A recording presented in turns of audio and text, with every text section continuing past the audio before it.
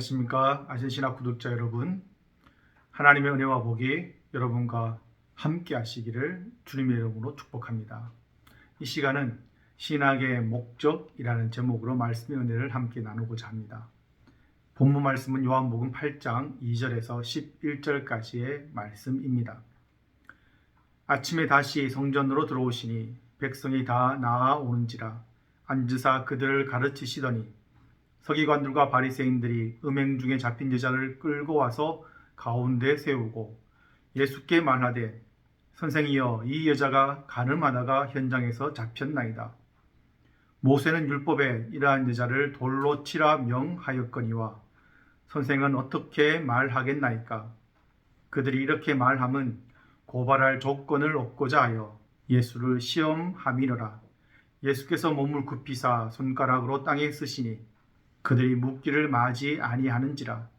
이에 일어나 이르시되 너희 중에 죄 없는 자가 먼저 돌로 치라 하시고 다시 몸을 굽혀 손가락으로 땅에 쓰시니 그들이 이 말씀을 듣고 양심의 가책을 느껴 어른으로 시작하여 젊은이까지 하나씩 하나씩 나가고 오직 예수와 그 가운데 섰는 여자만 남았더라.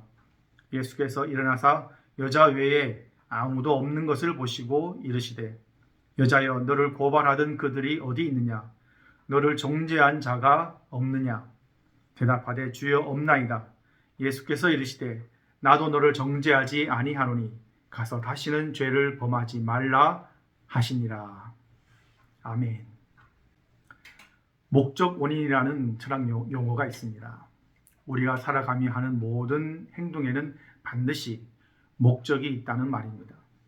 밥을 먹고 공부하고 일하고 섬기는 모든 행위는 우연이 아니라 의도의 결과입니다. 아리스토텔레스는 이를 두고 인간의 모든 행위는 우연의 산물이 아니라 의도의 결과라고 말했습니다. 이것을 목적 원인이라 합니다.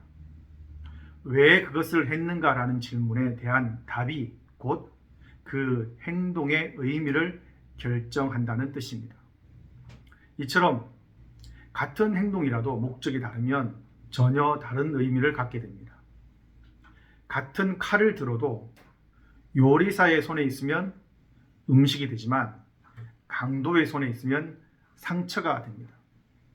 같은 말, 사랑해 라는 말도 진심에서 나오면 고백이 되지만 거짓된 마음에서 나오면 기만이 됩니다. 이처럼 목적은 행동의 가치를 결정짓는 중요한 기준입니다. 신앙도 마찬가지입니다. 신앙의 행동 하나하나의 의미는 그 목적에 따라 달라집니다. 하나님께서도 행동 이전에 마음의 방향, 곧 목적을 보십니다.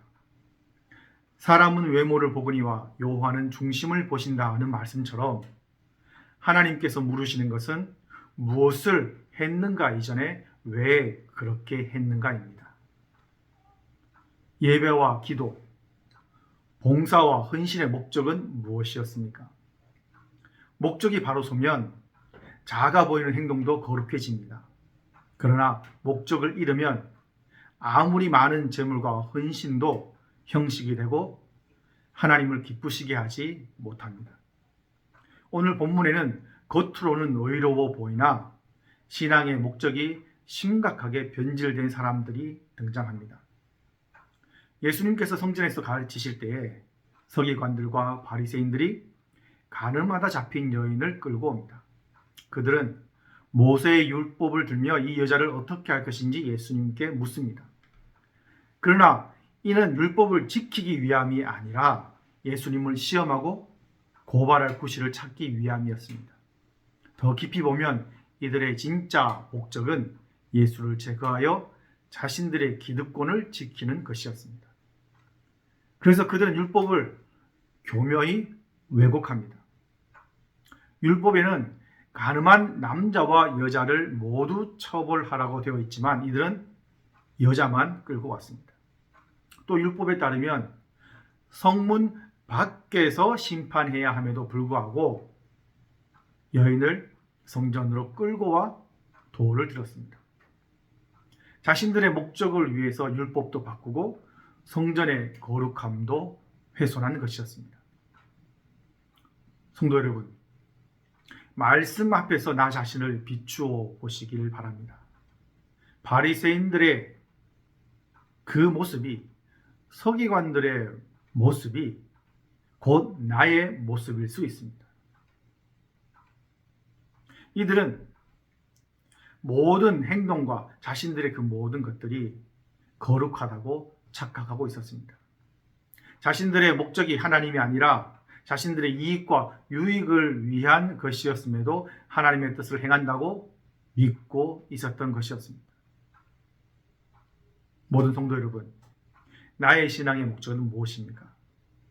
혹여 습관처럼 아무 생각 없이 신앙생활을 하고 있지는 않습니까?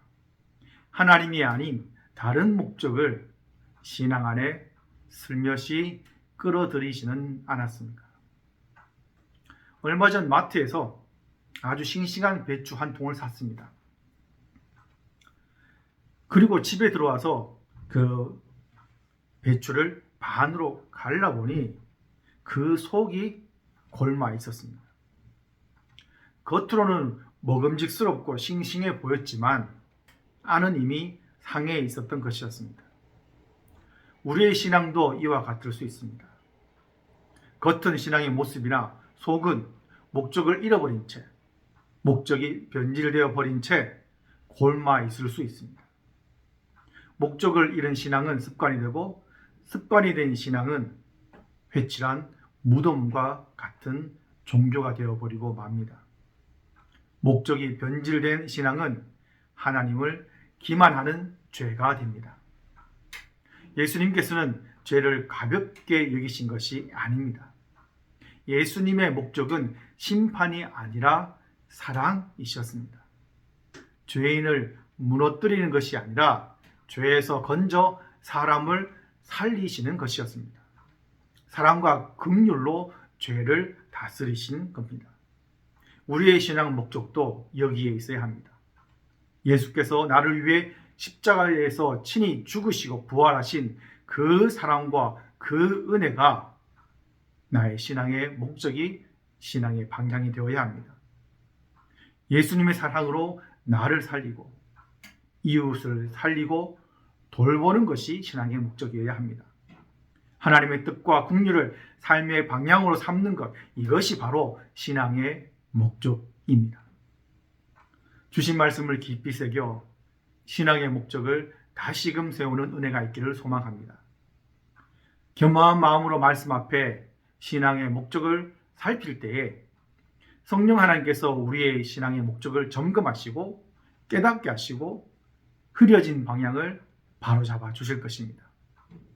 신앙의 목적을 회복하여서 사랑과 긍휼을 신앙의 목적으로 삼고 하나님께서 기뻐하시는 길로 나아가는 모든 성도들 되시기를 주님의 이름으로 축복합니다. 감사합니다.